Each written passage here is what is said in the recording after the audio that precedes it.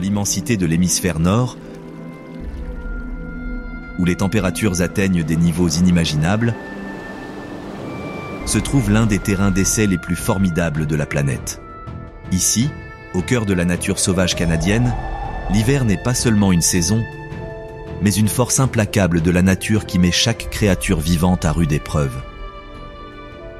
La neige recouvre le sol 8 mois par an, transformant des paysages familiers en mondes blancs et étranges. Le vent hurle à travers la toundra infinie, portant avec lui la promesse de la mort pour toute créature non préparée à sa fureur. C'est un pays où les ours polaires règnent sur des royaumes de glace plus vastes que des pays entiers, où les loups chassent en meutes coordonnées sur des territoires s'étendant sur des centaines de kilomètres carrés, et où les plus petites créatures emploient les stratégies de survie les plus ingénieuses jamais imaginées par la nature. Le renard arctique change non seulement de comportement, mais aussi d'apparence au gré des saisons. Le caribou entreprend des migrations qui font rougir l'endurance humaine. Le harfang des neiges devient un fantôme de la toundra, parfaitement adapté à la chasse dans des conditions qui aveugleraient d'autres prédateurs. Des imposants sommets des Rocheuses canadiennes aux étendues infinies de la toundra arctique, des denses forêts boréales aux côtes gelées où la glace rencontre l'océan. Voici un exemple magistral de survie. Chaque battement de cœur est mérité, chaque souffle est une victoire contre les éléments. Et chaque aube apporte son lot de nouveaux défis qui séparent les survivants des morts. Bienvenue dans la nature sauvage et gelée du Canada, où seules les créatures les plus fortes, les plus intelligentes et les plus adaptables peuvent revendiquer la victoire sur le règne impitoyable de l'hiver. La nature sauvage canadienne s'étend sur près de 16 millions de kilomètres carrés et englobe divers écosystèmes, chacun présentant des défis de survie spécifiques. Du littoral de la baie de Hudson, où les ours polaires attendent la formation de la banquise, aux forêts boréales où les lynx rôdent parmi les conifères enneigés, ce vaste territoire exige de ses habitants des stratégies de survie variées. Ici, la compétition ne se limite pas aux prédateurs et à la proie, mais s'exerce entre tous les êtres vivants et l'environnement lui-même. La chaîne alimentaire se comprime pendant les mois d'hiver, car les ressources s'amenuisent et deviennent plus difficiles d'accès. Les prédateurs doivent travailler plus dur pour des récompenses plus modestes, tandis que les proies doivent concilier leurs besoins nutritionnels avec la menace constante de devenir la proie d'autrui. Partout au Canada, les conditions météorologiques créent des microclimats qui peuvent faire la différence entre la survie et la mort. En Alberta, les vents Kinat peuvent faire monter les températures de 30 degrés en quelques heures, procurant un soulagement temporaire, mais créant aussi des conditions dangereuses avec la fonte et le regel des glaces. Dans les provinces de l'Est, les tempêtes de verglas recouvrent tout d'une coquille cristalline, rendant la recherche de nourriture presque impossible pendant des semaines. La forêt boréale, qui s'étend en une bande ininterrompue à travers le continent, se transforme en hiver en un labyrinthe tridimensionnel complexe. La neige alourdit les branches, créant des tunnels et des passages au niveau du sol tout en ouvrant de nouveaux chemins à travers la canopée. Les animaux doivent apprendre à naviguer dans ce paysage transformé, où les chemins familiers disparaissent sous des mètres de neige et où de nouveaux dangers se cachent derrière chaque branche chargée de neige. Les territoires nordiques du Canada abritent une remarquable variété d'habitats, chacun exigeant des adaptations spécifiques de la part des créatures qui y vivent. La toundra s'étend à perte de vue, un paysage si vaste et apparemment vide qu'il remet en question le concept même de persistance de la vie. Pourtant, sous sa simplicité trompeuse, se cache l'un des écosystèmes les plus complexes et les plus fragiles au monde. La forêt boréale, ou taïga, forme le plus grand biome terrestre du monde, enveloppant l'hémisphère nord tel un col vert. Au Canada, cet écosystème forestier couvre près de 75% de la superficie totale du pays. En hiver, il se transforme en une cathédrale de piliers blancs, où la neige étouffe les sons et crée un silence presque surnaturel, rompu seulement par le craquement occasionnel du bois gelé ou le cri lointain d'un oiseau survivant. Les zones de transition entre ces habitats majeurs offrent des opportunités uniques pour la faune. Là où la toundra rencontre la forêt, où les pentes des montagnes s'enfoncent dans les vallées, où les rivières traversent des paysages gelés, ces environnements de lisière concentrent les ressources et créent des microclimats dont dépendent de nombreuses espèces pour leur survie.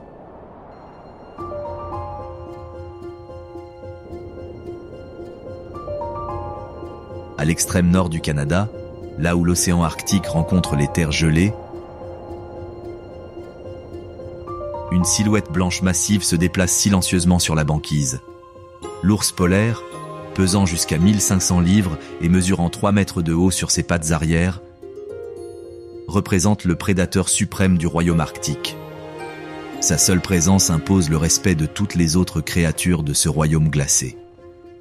Le grand ours s'arrête au bord d'une banquise, son museau noir scrutant l'air à la recherche de l'odeur des phoques.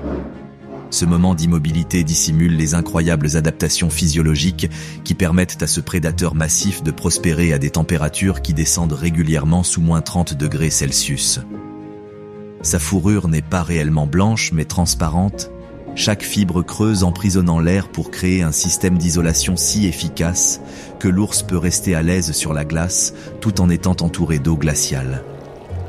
Sous ce pelage remarquable se cache une couche de graisse pouvant atteindre 11 cm d'épaisseur, offrant à la fois isolation et réserve d'énergie pour les longs mois où les occasions de chasse se font rares. Les énormes pattes de l'ours, mesurant jusqu'à 30 cm de diamètre, fonctionnent comme des raquettes naturelles, répartissant son poids massif sur les surfaces glacées instables, tout en offrant la traction nécessaire pour poursuivre ses proies sur terrain glissant. La stratégie de chasse de l'ours polaire exige une patience qui mettrait à l'épreuve l'endurance humaine. Il peut attendre immobile devant le trou d'air d'un phoque pendant des heures, conservant son énergie tout en restant prêt à attaquer à la vitesse de l'éclair lorsque sa proie fait surface pour respirer. Le moment venu, ses avant-bras puissants, capables de porter un coup aussi puissant qu'une masse, peuvent sortir un phoque de 135 kg de l'eau d'un seul mouvement. Durant le bref été arctique, lorsque la banquise recule au-delà de leur zone de chasse, les ours polaires entrent en état d'hibernation ambulante, ralentissant leur métabolisme pour survivre grâce à leurs réserves de graisse. Les femelles enceintes poussent cette adaptation à l'extrême, créant des tanières de neige où elles donnent naissance à des oursons pas plus gros que des cochons d'Inde et les allaitent tout l'hiver avec du lait contenant plus de 30% de matière grasse. Le territoire de l'ours polaire s'étend sur toute la région arctique, mais la population autour de la baie d'Hudson, au Manitoba, représente l'un des groupes les plus étudiés et les plus accessibles. C'est ici que ces magnifiques prédateurs se rassemblent chaque automne, attendant que la baie gèle suffisamment pour soutenir leurs activités de chasse. La vue de dizaines de ces ours massifs se rassemblant sur les rivages crée l'un des rassemblements d'animaux sauvages les plus spectaculaires de la nature. Tandis que l'ours polaire règne en maître sur la banquise, au cœur de la toundra, un autre prédateur au sommet de la chaîne alimentaire démontre la puissance de la coopération sur la force individuelle. Le loup arctique, plus petit que ses cousins du sud mais infiniment mieux adapté au froid extrême, se déplace dans le paysage tel un fantôme gris sur la neige blanche. Une meute de loups surplombe une crête surplombant une vallée où un petit troupeau de bœufs musqués s'est abrité du vent. La chef de meute, une femelle de 50 kg, s'arrête pour évaluer la situation. Son souffle crée de légers nuages dans l'air à moins 20 degrés tandis qu'elle évalue les risques et les opportunités présentées par des proies potentielles qui, collectivement, surpassent sa meute dans un rapport de plus de 10 pour 1. Les loups arctiques ont développé plusieurs adaptations cruciales qui leur permettent de prospérer là où d'autres sous-espèces périraient. Leurs pattes plus courtes et leur corps plus compact réduisent les pertes de chaleur, tandis que leurs oreilles plus petites et arrondies minimisent les risques de gelure. Plus remarquable encore, leurs pattes ont évolué pour être plus rondes et plus abondamment couvertes de poils, leur procurant chaleur et meilleure adhérence sur la glace et la neige tassée. La meute se déploie dans la vallée selon une formation de chasse coordonnée, fruit de milliers d'années d'évolution. Contrairement à leurs cousins du sud, les loups arctiques ne peuvent se contenter de se faufiler furtivement à travers la forêt. Ils doivent chasser en terrain découvert, où chaque mouvement est visible à des kilomètres à la ronde. Cela a conduit au développement de stratégies de meute incroyablement sophistiquées, exigeant un timing et une communication précis. La chasse commence par un test des défenses des bœufs musqués. Les loups approchent au trot régulier, sans encore attaquer, mais pour jauger la réaction du troupeau. Les bœufs musqués réagissent en formant leur célèbre cercle défensif, les adultes tournés vers l'extérieur, leurs petits protégés au centre. Leurs cornes massives et leurs défenses coordonnées les rendent quasiment imprenables lorsqu'ils sont bien organisés. Pendant les 2 heures qui suivent, les loups sondent la ligne défensive à la recherche de faiblesses. Ils chargent tour à tour la ligne défensive, guettant les signes de blessure, d'âge ou d'inexpérience susceptibles de leur ouvrir une brèche. Cette patience est cruciale pour les loups arctiques, qui ne peuvent se permettre de gaspiller leur énergie dans des chasses infructueuses, dans un environnement où leur prochain repas pourrait être à des jours de distance. La structure sociale des loups devient évidente au cours de cette chasse prolongée. La femelle alpha coordonne les mouvements de la meute grâce à un langage corporel subtil et de brèves vocalisations. Les plus jeunes membres de la meute apprennent par l'observation, comprenant progressivement l'interaction complexe entre timing, positionnement et coopération qui fait de leur espèce l'un des prédateurs les plus efficaces de l'Arctique. Lorsque la meute identifie enfin une faiblesse, un jeune bœuf musqué ayant rompu sa formation défensive, son attaque coordonnée démontre une efficacité prédatrice perfectionnée au fil des millénaires. Cette chasse fructueuse fournit suffisamment de nourriture pour nourrir la meute pendant plusieurs jours. Un avantage crucial dans un environnement où les opportunités de chasse peuvent être séparées par de grandes distances et de longues périodes de mauvais temps. Tandis que les loups célèbrent leur chasse fructueuse, une présence quasi invisible les observe depuis une crête lointaine.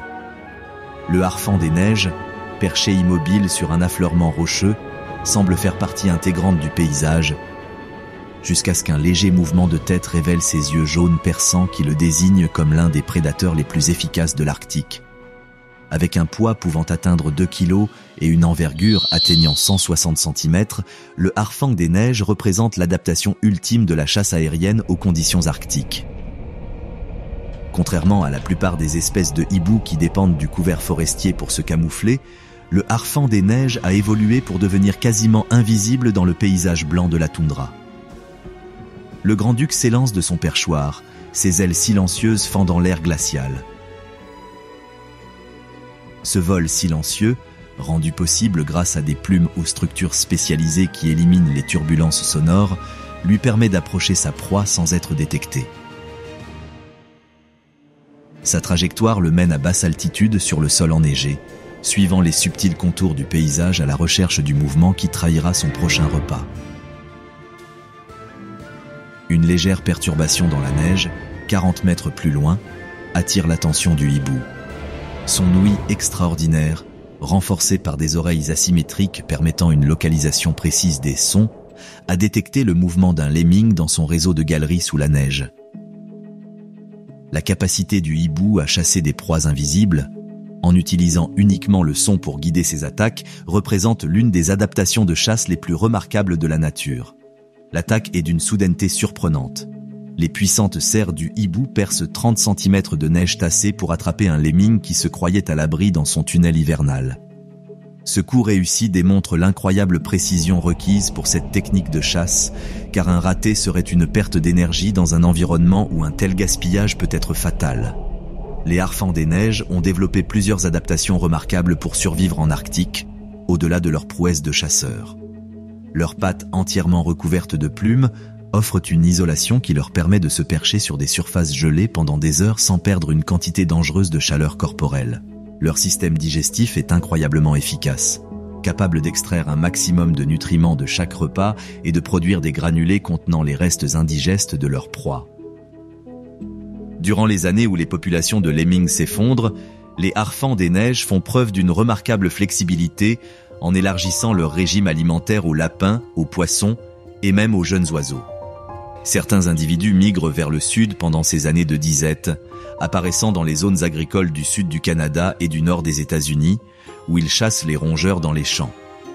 Le cycle de reproduction du harfang des neiges est intimement lié à la disponibilité des proies.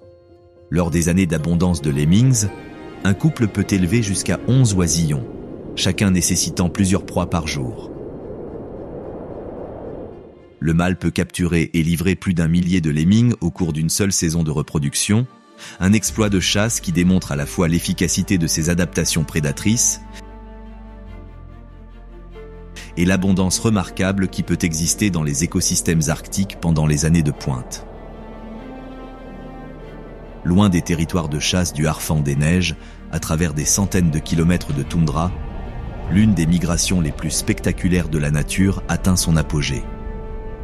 Les caribous, appelés rennes dans d'autres régions du monde, parcourent le paysage en nombres inimaginables. Leur périple annuel représentant l'un des derniers grands spectacles animaliers sur Terre. Un troupeau de près de 100 000 caribous s'étend à perte de vue dans la toundra. Le claquement rythmique de leurs tendons, une adaptation qui leur permet de maintenir le contact entre eux par temps de blizzard, produit un bruit semblable à celui d'une pluie lointaine lorsque leurs milliers de sabots sillonnent le sol gelé. Cet immense rassemblement ne représente qu'un des nombreux grands troupeaux de caribous qui traversent l'Arctique canadien, suivant des routes migratoires établies depuis des millénaires.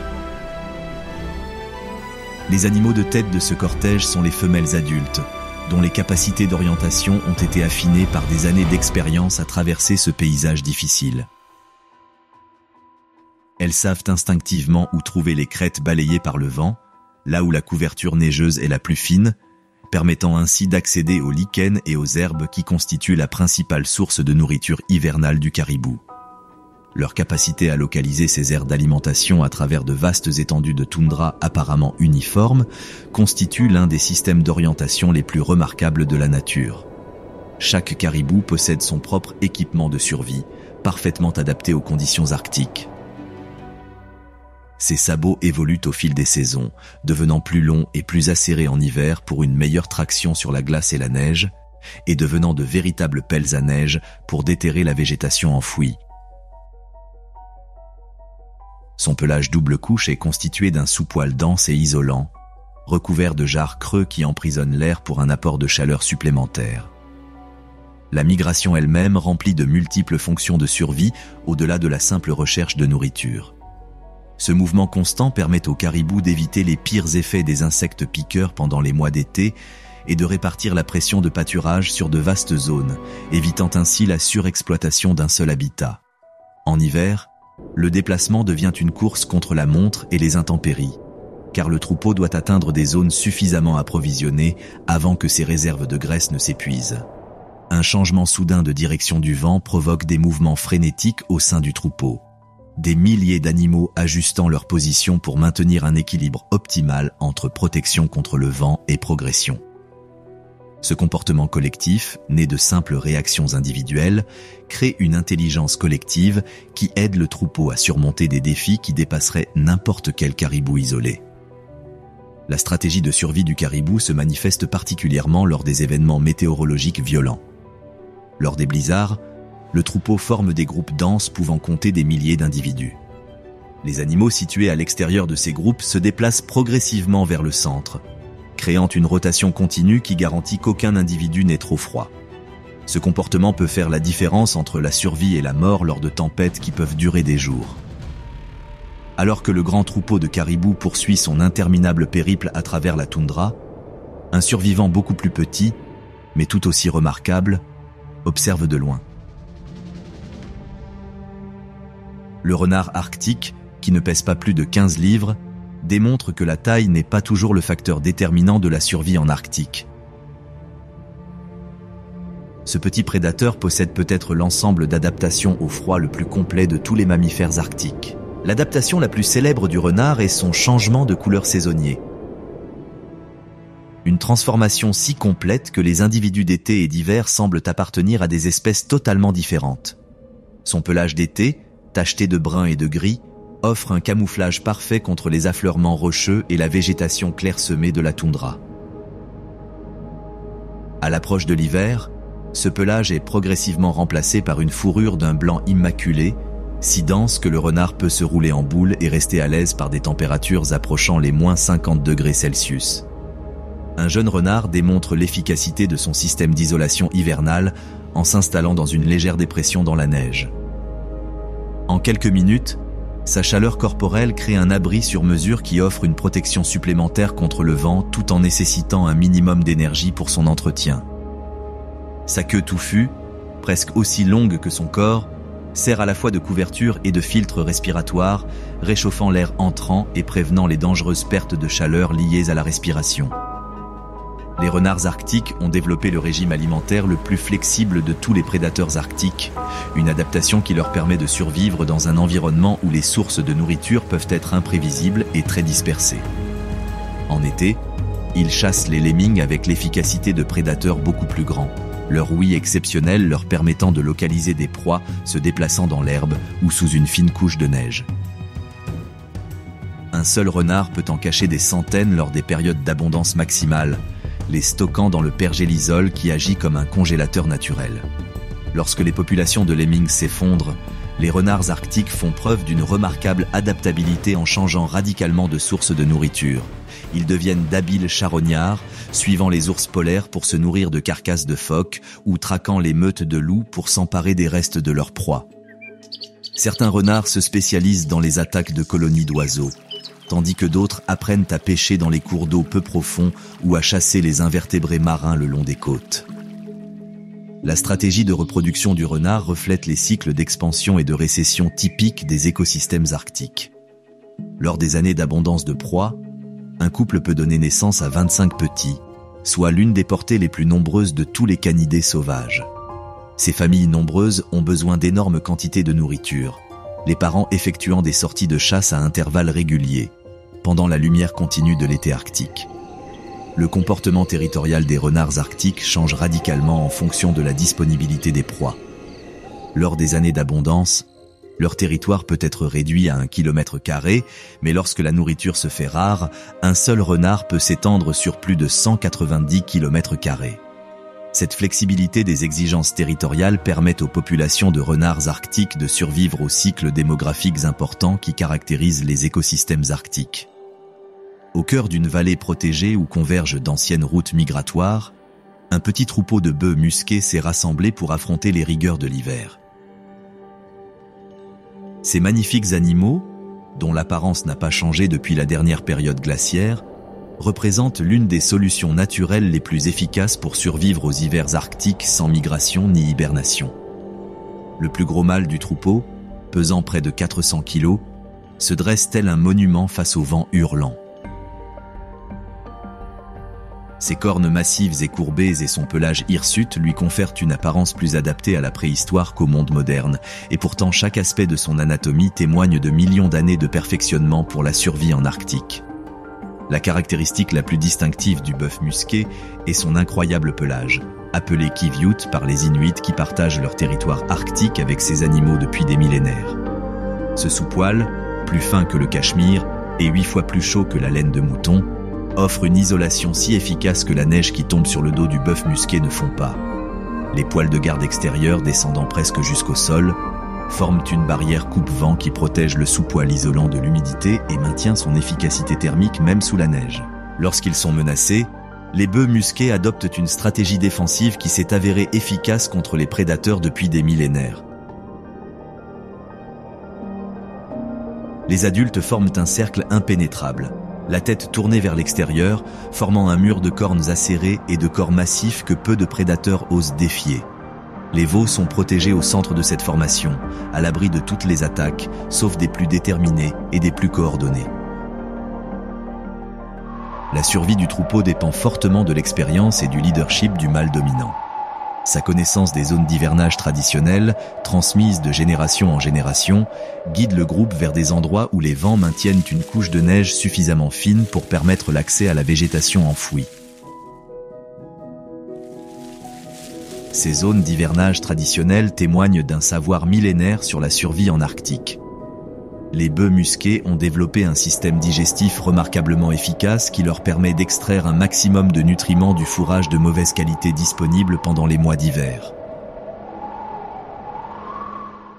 Leur estomac à 4 cavités peut traiter des plantes coriaces et fibreuses, indigestes pour la plupart des autres mammifères, tandis que leur métabolisme réduit en hiver leur permet de conserver leur énergie lorsque la qualité de la nourriture est au plus bas. La saison de mise bas témoigne de la robustesse remarquable de ces survivants de l'Arctique. Les veaux naissent à la fin du printemps, alors que les températures peuvent encore descendre bien en dessous de zéro. Mais quelques heures après leur naissance, ils sont capables de suivre le troupeau sur des terrains difficiles. Leur développement rapide est crucial pour leur survie dans un environnement où les conditions favorables se comptent en semaines plutôt qu'en mois. Au sud de la toundra dénudée, où les premières épinettes éparses marquent le début de la grande forêt boréale, un tout autre drame de survie se joue. Le lynx du Canada, se déplaçant silencieusement dans une neige qui immobiliserait la plupart des félins, démontre comment l'efficacité prédatrice peut être affinée pour exploiter une seule espèce proie de manière si complète que les populations de prédateurs et de proies augmentent et diminuent selon des cycles synchronisés. Le lynx s'arrête près d'un tronc d'arbre, ses énormes pattes le maintenant sur une couche de neige de 60 cm d'épaisseur. Ses raquettes naturelles, presque 2 fois plus grandes que celles des autres félins sauvages, lui permettent de poursuivre sa proie principale, le lièvre d'Amérique, sur des terrains où d'autres prédateurs s'enfonceraient. Ses pattes disproportionnées lui confèrent un avantage supplémentaire dans la neige profonde, lui conférant une démarche haute et caractéristique qui lui permet de conserver son énergie tout en maintenant sa vitesse de poursuite. Un mouvement subtil dans les sous-bois attire l'attention du lynx. Sa vision exceptionnelle, adaptée à la chasse dans les conditions de faible luminosité des forêts nordiques, lui permet de détecter la silhouette d'un lièvre d'Amérique, presque invisible sur la végétation enneigée. Ses propres adaptations hivernales, notamment sa fourrure blanche et ses pattes abondamment fourrées, le rendent presque aussi apte à survivre en hiver que son principal prédateur. La chasse qui suit illustre la course aux armements évolutive entre prédateurs et proies qui a façonné les deux espèces au fil de millions d'années. Le lynx bondit initialement sur 4 mètres d'un seul bond, mais l'accélération explosive du lièvre et sa capacité à changer de direction instantanément lui permettent d'échapper à la première attaque. S'ensuit une course-poursuite à grande vitesse à travers une forêt dense, les deux animaux faisant preuve d'une agilité remarquable en contournant les arbres, en franchissant les troncs abattus et en traversant les broussailles épaisses. Le taux de réussite de la chasse du lynx, malgré toutes ses adaptations, n'atteint en moyenne qu'une seule proie toutes les 3 tentatives. Ce taux de réussite relativement faible explique pourquoi les populations de lynx sont si étroitement liées à l'abondance des lièvres. Durant les années de pic de population, les lynx peuvent chasser avec succès chaque jour, ce qui leur permet d'élever de nombreuses portées et d'accroître leur population. Lorsque les populations de lièvres s'effondrent, comme c'est le cas environ tous les 10 ans, les populations de lynx suivent le même rythme, créant l'un des cycles prédateurs-proies les plus spectaculaires de la nature. Les femelles lynx font preuve d'une remarquable flexibilité reproductive en fonction de la disponibilité des proies. Lors des années d'abondance, elles peuvent avoir des portées allant jusqu'à 6 chatons, tandis que lors des années de disette, elles peuvent ne pas se reproduire du tout. Cette stratégie de reproduction permet aux populations de lynx de se reconstituer rapidement lorsque les proies redeviennent abondantes, mais elle oblige également chaque lynx à survivre à de longues périodes de pénurie alimentaire. La nature solitaire du lynx devient cruciale pendant les mois d'hiver, lorsque les proies sont rares et dispersées. Chaque individu occupe un territoire pouvant dépasser 70 km², suffisamment vaste pour englober plusieurs types d'habitats et offrir un accès à des proies alternatives lorsque les lièvres d'Amérique se font rares. Ce système territorial garantit une utilisation efficace des ressources limitées en proie du paysage, sans concurrence inutile entre les individus. Dans les profondeurs de la forêt boréale, où les arbres centenaires créent des espaces dignes d'une cathédrale entre leurs troncs enneigés, le prédateur le plus intrépide d'Amérique du Nord poursuit inlassablement sa quête de nourriture. Le carcajou, qui ne pèse pas plus de 25 kilos, jouit d'une réputation qui dépasse largement sa modeste taille, et pour cause. Cette créature trapue, semblable à un ours, allie force, endurance et ténacité pure dans des proportions qui lui permettent de prospérer dans des conditions qui défient des prédateurs bien plus imposants. Un carcajou s'efforce méthodiquement de déterrer une carcasse de caribou enfouie sous 2 mètres de neige depuis plus d'1 mois. Ses puissantes griffes, longues de près de 8 cm chacune, arrachent rapidement la neige tassée, tandis que son odorat exceptionnel le guide jusqu'à l'emplacement exact de la viande gelée. Cette capacité à localiser et à récupérer la nourriture cachée représente l'une des stratégies de survie les plus importantes du carcajou, lui permettant de profiter de l'abondance en période de prospérité et de récupérer ses ressources en période de pénurie. Les adaptations physiques du carcajou à la survie en Arctique sont remarquables pour un animal de sa taille. Sa fourrure dense et huileuse résiste au gel, même dans les conditions les plus humides, tandis que ses larges pattes, fortement griffues, lui servent de raquettes naturelles et lui permettent de se déplacer aisément sur la neige molle. Plus remarquable encore, les muscles de sa mâchoire sont proportionnellement plus puissants que ceux de tout autre prédateur terrestre, ce qui lui permet de broyer des os gelés et de dévorer une carcasse entière. Les carcajous possèdent des territoires parmi les plus vastes de tous les prédateurs terrestres, leurs individus parcourant des zones pouvant dépasser les 750 km². Cette vaste étendue reflète à la fois l'incroyable mobilité du carcajou et la dispersion des ressources alimentaires dans les régions sauvages du Nord. Un seul carcajou peut parcourir plus de 40 km par jour, traversant des chaînes de montagnes et des vallées dans sa quête incessante de nourriture. L'intrépidité du carcajou devient légendaire lorsqu'il rencontre d'autres prédateurs. Malgré sa taille relativement petite, il peut éloigner les ours, les loups et même les cougars de sa proie par sa seule agressivité et sa détermination. Ce comportement n'est pas une simple bravade, mais une stratégie de survie essentielle qui lui permet de compléter sa propre chasse avec de la nourriture obtenue par l'intimidation et la persévérance. La reproduction du carcajou reflète les dures réalités de la survie dans le Grand Nord. Les femelles retardent l'implantation des œufs fécondés jusqu'à ce que les conditions environnementales soient optimales. Une stratégie qui garantit la naissance des petits uniquement lorsque les ressources alimentaires sont suffisantes pour soutenir leur croissance rapide. Les tanières, généralement situées dans des terriers de neige profondes et stables tout au long de l'hiver, offrent une protection contre les prédateurs et les intempéries tout en maintenant les températures constantes nécessaires à la réussite de l'élevage des petits. Le rôle du carcajou comme agent de nettoyage de la nature devient particulièrement important en hiver, lorsque les charognes constituent une ressource essentielle pour de nombreuses espèces arctiques. Sa capacité à décomposer les carcasses congelées et à disperser les restes contribue à la répartition des nutriments dans le paysage, tout en offrant des possibilités de nourriture aux petits charognards dépourvus de leurs puissantes mâchoires et griffes. Tandis que les grands prédateurs se disputent les ressources les plus visibles, l'un des survivants les plus efficaces de l'Arctique adopte la stratégie inverse. Le lièvre d'Amérique, aussi appelé lièvre variable, a perfectionné l'art de disparaître à la vue de tous, grâce à un camouflage et des modifications comportementales si efficaces qu'il peut rester quasiment invisible même encerclé par ses prédateurs. Un lièvre est tapi, immobile, dans une légère dépression sous un buisson enneigé. Son pelage blanc d'hiver le rend pratiquement invisible sur la neige environnante. Seuls ses yeux sombres et le bout de ses oreilles, teintés de noir, contrastent avec le paysage monochrome. Ce camouflage remarquable représente l'une des transformations saisonnières les plus spectaculaires de la nature. Le même animal qui arborait sa fourrure estivale brun tacheté semble maintenant avoir été sculpté dans la neige fraîche. La transformation du pelage d'été en pelage d'hiver ne se limite pas à un simple changement de couleur. Le pelage d'hiver est presque 2 fois plus dense que celui d'été, offrant une isolation qui permet aux lièvres d'Amérique de rester actifs même pendant les nuits arctiques les plus froides.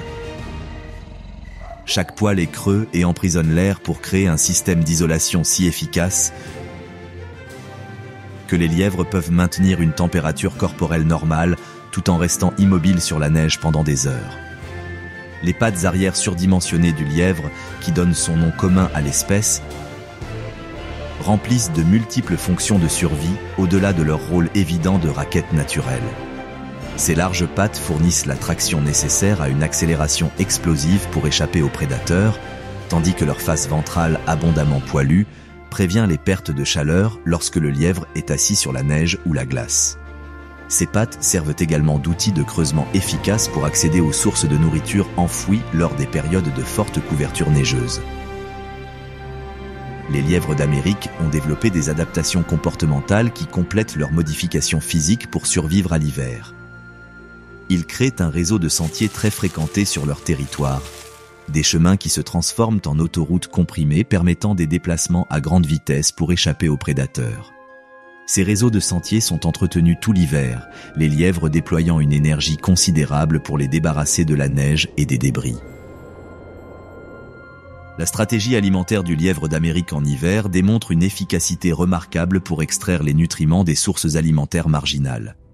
Il consomme ses propres excréments, un comportement appelé coprophagie, qui lui permet d'extraire un maximum de nutriments d'un brout hivernal de mauvaise qualité.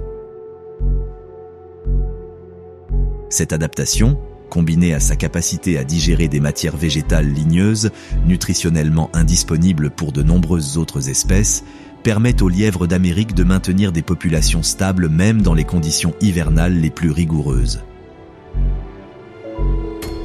Alors que l'obscurité s'abat sur la forêt boréale, créant les longues nuits caractéristiques de l'hiver nordique, un nouveau prédateur aérien prend le contrôle des territoires de chasse. Le grand-duc d'Amérique, plus grand et plus puissant que son cousin arctique, le harfang des neiges, démontre comment la flexibilité comportementale peut permettre à une espèce de prospérer dans des conditions environnementales très variées. Perché sur un chicot mort surplombant un ruisseau gelé, un grand-duc d'Amérique surveille son territoire avec des yeux qui captent la lumière avec une efficacité remarquable. Chaque œil est plus grand que celui d'un humain malgré son poids de seulement 2 kilos. Leur forme tubulaire leur confère une capacité exceptionnelle à capter la lumière, rendant la chasse possible même pendant les nuits d'hiver les plus sombres. La stratégie de chasse du grand-duc d'Amérique diffère sensiblement de celle du harfang des neiges. Plutôt que de se concentrer sur une seule proie, le grand-duc d'Amérique a développé la capacité de chasser toutes sortes d'animaux, des souris aux moufettes, en passant par les poissons et autres rapaces. Cette flexibilité alimentaire devient cruciale en hiver, lorsque les proies traditionnelles peuvent être rares ou difficiles d'accès. Un bruissement dans les sous-bois enneigés attire l'attention du hibou. Ses oreilles asymétriques, dissimulées sous les touffes de plumes qui donnent son nom à l'espèce, permettent une triangulation précise des sons, même lorsque la proie est complètement cachée. La tête du hibou pivote avec une précision mécanique, suivant le mouvement d'un campagnol creusant un tunnel sous la neige. Cette attaque démontre la puissance qui fait du grand-duc d'Amérique l'un des prédateurs les plus redoutables d'Amérique du Nord. Doté de serres exerçant une pression de plus de 180 kg par centimètre carré, ces hiboux peuvent tuer des proies bien plus grosses qu'eux. Leur vol silencieux, rendu possible grâce à des plumes aux structures spécialisées qui atténuent le bruit, leur permet d'approcher leur proie sans être détectés jusqu'au moment de l'impact. Les grands-ducs d'Amérique commencent leur nidification au cœur de l'hiver, occupant souvent les nids abandonnés des faucons ou des aigles. Cette période de reproduction précoce permet aux jeunes de s'envoler pendant l'abondance printanière lorsque les proies sont les plus abondantes pour nourrir les jeunes hiboux en pleine croissance. Les ululements profonds du mâle, qui portent sur plusieurs kilomètres dans l'air calme de l'hiver, permettent de maintenir le contact avec sa partenaire et d'avertir les hiboux concurrents de s'éloigner du territoire. L'adaptabilité de l'espèce s'étend au choix de l'habitat, les couples adaptant leur stratégie de chasse aux conditions locales. Les hiboux forestiers se concentrent sur les mammifères et les oiseaux, tandis que ceux vivant près des plans d'eau peuvent se spécialiser dans la pêche et la chasse au gibier d'eau. Cette flexibilité comportementale a permis aux grands-ducs d'Amérique de maintenir des populations stables sur leur vaste aire de répartition, malgré d'importantes variations climatiques et d'habitat.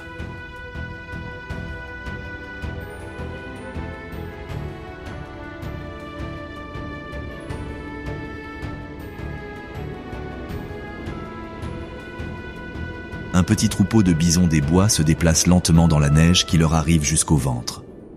Ces magnifiques animaux, plus grands que leurs cousins des plaines et infiniment plus rares, représentent l'une des plus grandes réussites en matière de conservation et démontrent comment les plus grands herbivores peuvent survivre dans des paysages qui mettent à rude épreuve même les espèces arctiques les plus spécialisées. Le taureau de tête, pesant près de 900 kg et mesurant 2 mètres au garrot, utilise sa tête massive comme un chasse-neige pour dégager les zones d'alimentation du reste du troupeau. Son épais pelage d'hiver, composé d'un sous-poil laineux dense recouvert de poils de garde grossiers, offre une isolation si efficace que la neige accumulée sur son dos ne montre aucun signe de fonte malgré sa température corporelle de 38 degrés Celsius. Le bison des bois a développé plusieurs adaptations cruciales qui le distinguent du bison des plaines et lui permettent de prospérer dans les environnements nordiques. Ses pattes sont proportionnellement plus longues, lui permettant une meilleure mobilité dans la neige profonde, tandis que sa tête, plus large et plus anguleuse, constitue un outil plus efficace pour le déneigement. Son pelage d'hiver est nettement plus dense, avec des poils atteignant plus de 10 cm de longueur sur les épaules et le cou. La structure sociale du troupeau devient particulièrement importante en hiver, lorsque la coopération peut faire la différence entre la survie et la famine. Les vaches plus âgées et expérimentées conduisent le groupe vers les zones d'hivernage traditionnelles où des siècles d'utilisation ont établi les sites d'alimentation les plus fiables. Ces zones, souvent situées dans des vallées protégées des vents dominants, offrent un accès aux herbes et aux carex qui restent disponibles tout l'hiver. Les bisons des bois font preuve d'une efficacité remarquable dans leur comportement alimentaire hivernal. Ils utilisent leurs têtes et leurs sabots pour balayer la neige, créant des cratères pouvant atteindre plusieurs mètres de diamètre et exposant les herbes sèches en dessous. Les autres membres du troupeau profitent de ces zones dégagées, créant un système alimentaire coopératif qui maximise le gain d'énergie tout en minimisant l'effort individuel. La saison de mise bas du bison des bois coïncide avec le bref printemps nordique, lorsque la fonte rapide des neiges crée des prairies luxuriantes. Les veaux nés durant cette période d'abondance grandissent rapidement grâce au lait riche de leur mère, constituant les réserves de graisse et la taille dont ils auront besoin pour survivre à leur premier hiver. La synchronisation du moment des naissances avec des conditions environnementales optimales représente des milliers d'années de réglages évolutifs précis. Les populations de bisons des bois ont frôlé l'extinction au début du XXe siècle, avec moins de 200 individus survivant dans un seul endroit isolé. Grâce à des efforts de conservation rigoureux, les populations se sont progressivement reconstituées et réintroduites dans certaines parties de leur aire de répartition historique, démontrant à la fois la remarquable résilience de l'espèce et l'importance de protéger les vastes espaces sauvages dont ces animaux ont besoin pour survivre. Là où les cours d'eau restent dégelés en raison du courant ou de l'activité géothermique, l'un des prédateurs les plus joueurs du Canada poursuit son mode de vie aquatique même lorsque les températures chutent bien en dessous de zéro. La loutre de rivière d'Amérique du Nord, qui pèse jusqu'à 13 kg, possède des caractéristiques qui lui permettent de prospérer dans des cours d'eau partiellement gelés, là où d'autres mammifères semi-aquatiques succomberaient rapidement à l'hypothermie. Une loutre aux longs poils fait surface dans une mare d'eau sombre entourée de glace, son visage barbu paraissant comiquement surpris par la température glaciale. En quelques secondes, elle a secoué l'eau de son épais pelage et a replongé sous la surface, démontrant l'efficacité remarquable de ses adaptations aquatiques. La fourrure de la loutre est composée de près d'1 million de poils par pouce carré, créant un système d'isolation si efficace que sa peau reste parfaitement sèche, même lors de longues séances de chasse sous-marine. La stratégie de chasse hivernale de la loutre exploite la lenteur des poissons en eau froide. ce qui en fait des proies plus faciles pour un prédateur bien adapté. Son corps aérodynamique, sa queue puissante et ses pattes palmées lui permettent de se déplacer dans les eaux glacées avec une grâce quasi artistique. La loutre peut rester sous l'eau jusqu'à 8 minutes, grâce à ses moustaches sensibles qui lui permettent de détecter les mouvements des poissons même dans l'obscurité la plus totale. La formation de glace crée des opportunités uniques pour les loutres de rivière, car les poissons se concentrent dans de plus petites zones d'eau libre. Une loutre peut apprendre l'emplacement de dizaines de trous d'aération et de ruptures de courant sur plusieurs kilomètres de rivière, créant ainsi un territoire tridimensionnel comprenant à la fois des zones de chasse sous-marine et des voies de déplacement au-dessus de la glace.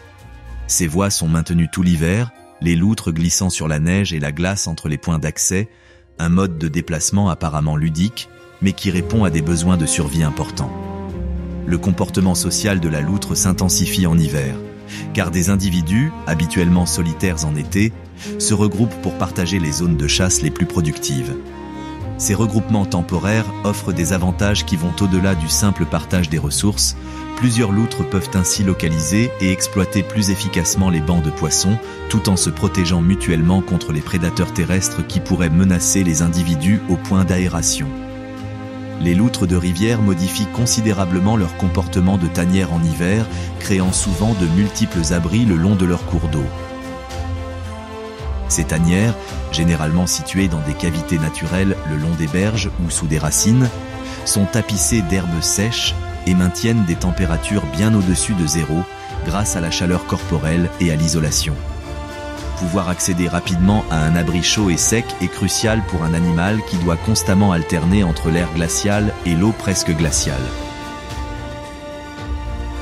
Les loutres femelles font preuve d'une synchronisation remarquable dans leur cycle de reproduction, utilisant l'implantation retardée pour garantir que leurs petits naissent à la fin de l'hiver, lorsque les conditions de glace sont plus stables et que les ressources alimentaires commencent à augmenter.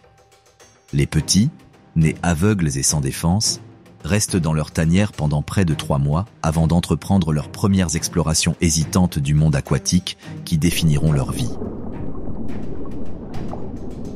Sur le fond blanc immaculé de la forêt enneigée, 2 corbeaux s'unissent pour accéder à une carcasse gelée qui a vaincu de nombreux autres charognards. Ces oiseaux remarquables, pesant un peu plus d'1 kilo chacun, font preuve d'une capacité à résoudre des problèmes qui rivalisent avec celles de mammifères bien plus grands. Leur plumage noir brillant se détache considérablement du paysage hivernal, mais cet apparent désavantage en matière de camouflage est compensé par une intelligence qui leur permet d'exploiter des ressources inaccessibles aux autres espèces. Le plus grand des 2 corbeaux, probablement le mâle, saisit un bâton robuste dans son bec puissant et s'en sert comme levier pour séparer des morceaux de viande congelée. Sa partenaire se positionne pour attraper les morceaux qui tombent, démontrant le comportement coordonné qui a fait des corbeaux l'une des espèces les plus prospères des régions sauvages du Nord. Cet usage d'outils, autrefois considéré comme exclusif aux primates, n'est qu'un exemple de la flexibilité cognitive qui permet aux corbeaux de prospérer dans des environnements où la plupart des oiseaux ne survivent pas aux conditions hivernales. Les corbeaux ont développé plusieurs adaptations cruciales pour survivre au froid extrême des régions sauvages canadiennes. Leurs plumes possèdent d'extraordinaires propriétés isolantes. Un duvet dense, près de la peau, est recouvert de plumes plus longues qui peuvent s'ajuster pour retenir l'air en fonction de la température. Plus remarquable encore, les corbeaux peuvent modifier leur métabolisme selon les saisons, ralentissant ainsi leur consommation d'énergie pendant les mois d'hiver, tout en préservant les fonctions cérébrales nécessaires à leur comportement complexe de résolution de problèmes. L'intelligence sociale des corbeaux devient particulièrement manifeste en hiver, lorsque les ressources alimentaires sont rares et dispersées. Ils entretiennent des relations complexes avec d'autres corbeaux sur des territoires pouvant s'étendre sur des centaines de kilomètres carrés, échangeant des informations sur les sources de nourriture par des vocalisations qui fonctionnent comme un système de communication primitif mais efficace. Les jeunes corbeaux apprennent non seulement où trouver de la nourriture, mais aussi comment la transformer, la stocker pour une utilisation ultérieure et comment défendre leurs précieuses ressources contre leurs concurrents. Grâce à leur stratégie alimentaire opportuniste, les corbeaux sont des composantes essentielles des écosystèmes nordiques. Ils nettoient les charognes qui pourraient autrement abriter des maladies, dispersent les graines sur de vastes distances et nouent même des relations commensales avec de grands prédateurs, suivant les meutes de loups et les ours polaires jusqu'à leur site d'alimentation où ils peuvent accéder à des sources de nourriture dépassant leurs capacités individuelles. Cette flexibilité écologique a permis aux corbeaux de maintenir des populations stables dans tout le nord circumpolaire. Le cycle de reproduction du grand corbeau témoigne d'une remarquable adaptation aux conditions nordiques. La nidification commence à la fin de l'hiver, souvent lorsque le sol est encore enneigé et que les températures restent bien en dessous de zéro.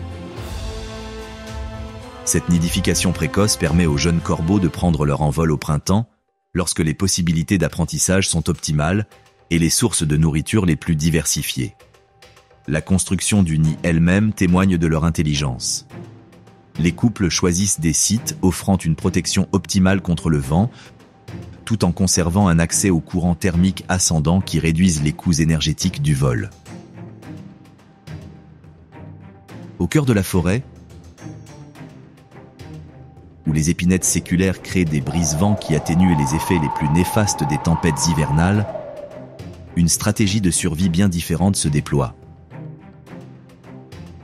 Le porc-épic d'Amérique du Nord, se déplaçant avec une lenteur délibérée dans les sous-bois enneigés, représente l'un des exemples les plus réussis de défense passive adaptée aux conditions hivernales extrêmes. Un grand porc-épic mâle, pesant près de 25 kg, arrache méthodiquement l'écorce d'un bouleau blanc. Ses incisives spécialisées travaillant avec une précision mécanique pour accéder à la couche de cambium riche en sucre située en dessous. Ses mouvements sont lents, presque méditatifs, reflétant une stratégie de survie basée sur l'efficacité plutôt que sur la rapidité. Les 30 000 piquants qui recouvrent son dos et ses flancs captent la lumière filtrée du soleil qui filtre à travers la canopée, créant une armure naturelle qui lui permet de se nourrir sans la vigilance constante requise par la plupart des herbivores. Les adaptations hivernales du porc-épic vont bien au-delà de ses célèbres piquants défensifs.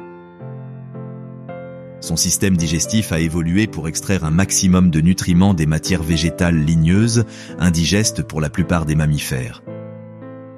Un microbiome intestinal complexe décompose la cellulose et la lignine, permettant aux porcs épics de se nourrir exclusivement d'écorces, de brindilles et d'aiguilles de conifères lorsque leurs autres sources de nourriture sont enfouies sous la neige.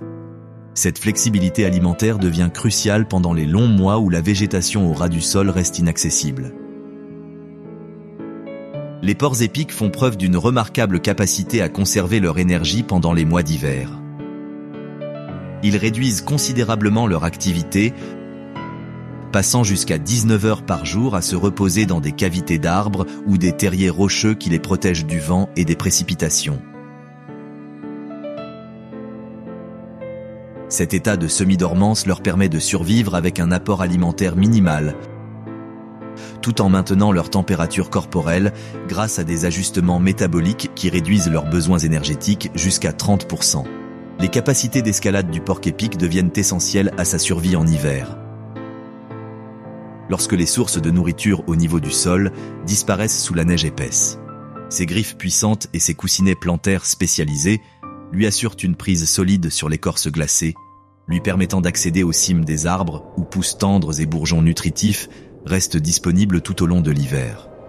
Certains individus passent des semaines entières dans un seul grand arbre, se déplaçant méthodiquement de branche en branche pour consommer les sources de nourriture disponibles. Leur nature solitaire leur est précieuse en hiver, lorsque les interactions sociales gaspilleraient une énergie précieuse. Cependant, les porcs épics se rassemblent dans des tanières communes lors des pires conditions climatiques, partageant leur chaleur corporelle tout en préservant l'espace individuel que leur piquant leur procure naturellement. Ces rassemblements temporaires démontrent que même les animaux les mieux protégés bénéficient de la coopération dans des conditions extrêmes. Le moment de la reproduction des porcs épics reflète leur stratégie de conservation de l'énergie. L'accouplement a lieu en automne, lorsque les deux sexes ont accumulé des réserves de graisse grâce à l'alimentation estivale, mais l'implantation est retardée, de sorte que les petits naissent à la fin du printemps, lorsque la qualité de la nourriture commence à s'améliorer. Cette stratégie de reproduction garantit que les besoins énergétiques de la lactation coïncident avec la période de plus grande disponibilité alimentaire. Loin des difficultés terrestres du sous-bois, dans les eaux glacées de la baie d'Hudson et de l'océan Arctique, l'un des survivants les plus spécialisés du Nord démontre que les environnements marins présentent des défis uniques pour la survie hivernale. Le beluga, avec sa couleur blanche distinctive et son front bulbeux, a évolué pour prospérer dans des eaux qui gèlent une grande partie de l'année. Un groupe de 15 belugas fait surface simultanément dans une petite étendue d'eau libre. Leur respiration synchronisée crée des nuages de vapeur qui se figent instantanément dans l'air à moins 30 degrés. La femelle de tête, reconnaissable à sa grande taille et aux cicatrices qui la caractérisent comme une matriarche expérimentée, guide le groupe vers des eaux plus profondes où le risque d'être piégé par les glaces mouvantes est minimisé. Sa capacité à analyser l'état de la glace et à prévoir des itinéraires de déplacement sûrs représente des décennies de connaissances accumulées qui peuvent faire la différence entre la survie et la mort pour tout le groupe. Les belugas possèdent peut-être l'ensemble d'adaptations à la vie marine arctique le plus complet de tous les mammifères. Leur coloration blanche leur permet de se camoufler parmi les glaces flottantes, tandis que l'absence de nageoire dorsale leur permet de nager directement sous les calottes glaciaires sans se blesser. Plus remarquable encore, leur cou flexible, unique chez les baleines, leur permet de tourner la tête pour se frayer un chemin à travers les étroites ouvertures des formations de glace qui piégeraient d'autres cétacés. Le système d'écolocation du beluga a été spécialement développé pour être utilisé dans les eaux couvertes de glace, où la navigation à vue est impossible.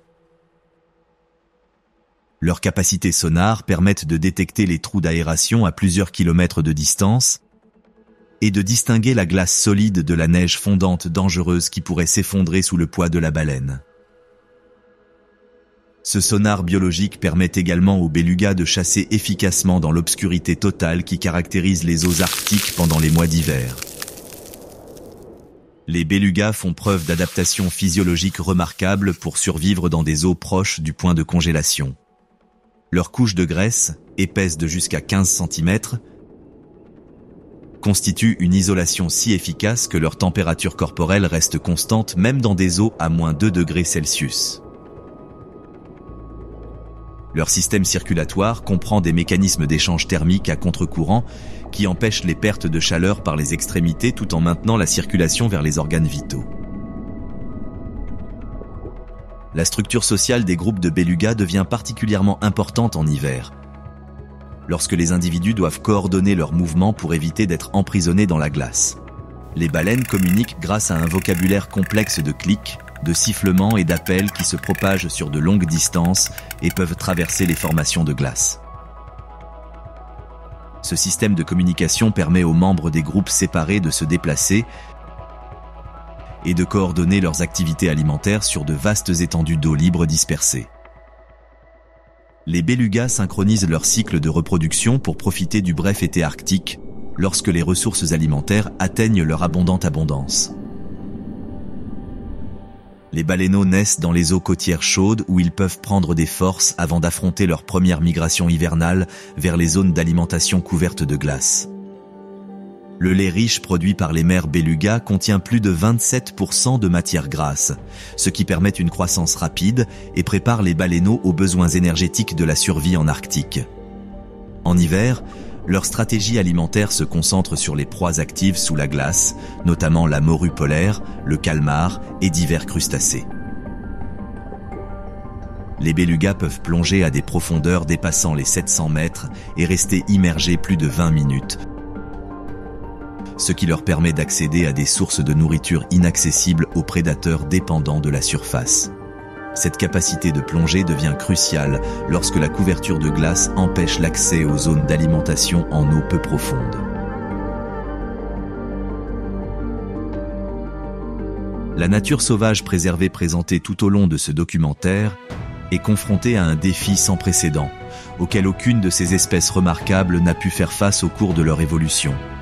L'impact croissant de l'activité humaine sur leurs écosystèmes ancestraux. Le changement climatique, principalement dû aux émissions de gaz à effet de serre issues des activités industrielles, transforme l'Arctique à un rythme bien supérieur à celui de l'adaptation évolutive naturelle. Les preuves sont indéniables et alarmantes. Les températures moyennes dans l'Arctique canadien ont augmenté de plus de 3 degrés Celsius depuis les années 1950, soit 2 fois la moyenne mondiale. La banquise, base des territoires de chasse de l'ours polaire, se forme plus tard et fond plus tôt chaque année, forçant ses prédateurs à jeûner pendant des périodes de plus en plus longues. Le pergélisol, qui préserve la nourriture des carcajous et des renards arctiques, fond, détruisant des systèmes de stockage alimentaire qui ont fonctionné de manière fiable pendant des millénaires. Le développement industriel continue de fragmenter les vastes territoires dont ces espèces ont besoin pour survivre. L'exploitation minière, l'extraction pétrolière et les corridors de transport fragmentent les voies de migration empruntées par les caribous depuis des millénaires.